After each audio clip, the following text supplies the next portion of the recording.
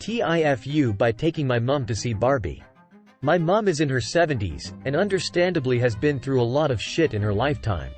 She has been the first female ex in her workplace several times, and has admitted her obsession with my appearance is because she's experienced a lot of comments regarding her looks and what was appropriate for a woman throughout her life. We both wanted to see the movie, and both had an idea about the subject matter, but she wouldn't have gone if I hadn't suggested it. We saw it this morning, and let me tell you, I was not expecting to cry that much. Also, shout out to the guy sitting next to me who was crying into his girlfriend's shoulder. Ever since we got out, my mom has not stopped crying. She's also admitted a few things since that she's never told me before. Apparently there have been 2 occasions where she was forced to leave her job because her husband started working there. I didn't know that was thing. What the hell? And this was in the 80s. She was sexually assaulted by a, thankfully now retired, politician she worked with and couldn't say anything.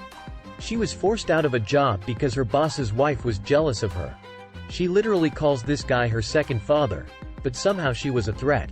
And my father apparently repeatedly telling her she should be grateful for the things he's done for her, like buying a family house when he forced us to move to the other side of the world without consulting her.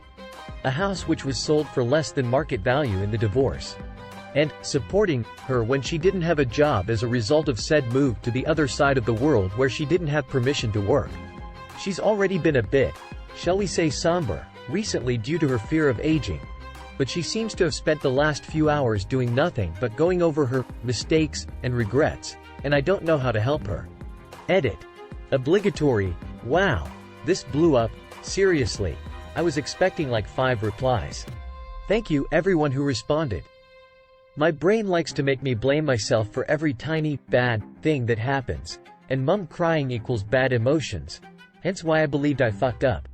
My mum is okay. She has been exceptionally sappy over the last couple days, but otherwise she does seem lighter, so you guys were right.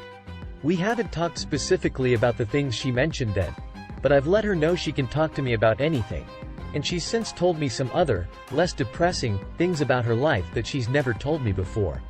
I did tell her that the lovely people of the internet think she's amazing, which made her cry, good tears.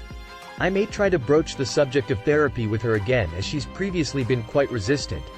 She's been so busy just surviving and giving everything to her kids that she's never had time to process anything.